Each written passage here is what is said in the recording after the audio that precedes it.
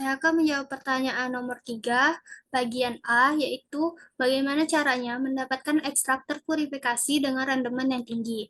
Di sini saya mengambil jurnal, yaitu efektivitas penurunan kadar glukosa, ekstrak kasar, dan terpurifikasi daun umbi bit atau beta vulgaris L secara in vitro. Di mana ekstrak daun umbi bit ini mengandung senyawa metabolis sekunder, diantaranya glikosida, saponin, flavonoid, fenolik, dan tanin.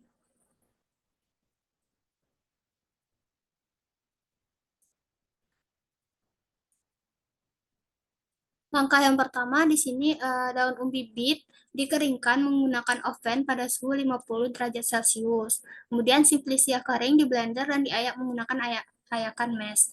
Untuk metode ekstraksi di sini digunakan metode ekstraksi maserasi dan ekstrak terpurifikasi. Untuk metode ekstraksi yang digunakan adalah metode maserasi dan menggunakan pelarut etanol 70%. Pemilihan pelarut ini karena mampu melarutkan senyawa fenolik, flavonoid, alkaloid, terpenoid, dan steroid.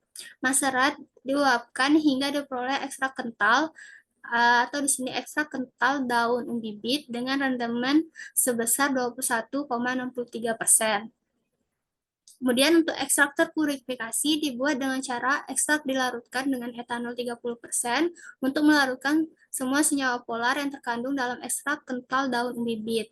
Proses ekstraksi cair-cair dilakukan dengan menggunakan pelarut enheksat untuk menarik senyawa yang tidak diharapkan seperti lemak dan minyak.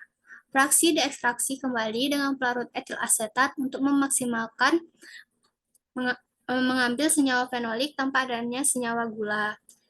Fraksi etil asetat diuapkan hingga diperoleh ekstrak kental atau di sini ekstrak terpurifikasi daun umbi bit dengan rendaman sebesar 7,24%.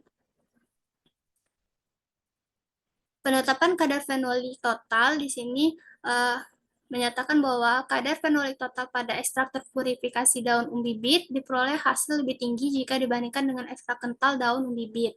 Hal ini menunjukkan bahwa pada ekstrak terpurifikasi daun umbi bit mengandung senyawa fenolik total lebih tinggi jika dibandingkan pada ekstrak kental daun umbi bit, karena pada ekstrak terpurifikasi daun umbi bit telah mengalami proses purifikasi.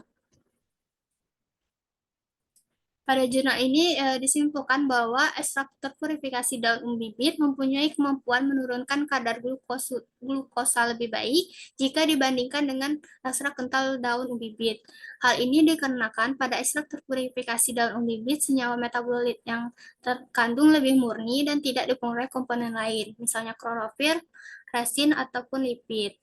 Jadi untuk mendapatkan ekstrak terpurifikasi dengan rendaman yang tinggi, ada beberapa cara yang dapat dilakukan. Di antaranya tadi yaitu pemilihan bahan baku, kemudian melakukan metode ekstraksi yang efisien, yang sesuai dengan sifat kimia dari senyawa bioaktif yang diinginkan. Kemudian contohnya tadi seperti ekstraksi dengan pelarut etanol, kemudian dilakukan pemurnian. Setelah itu mengurangi volume pelarut dan meningkatkan konsentrasi ekstrak, dan dilakukan pengujian dan kontrol kualitas apakah ekstrak yang dihasilkan tadi memenuhi standar kualitas yang diinginkan atau tidak.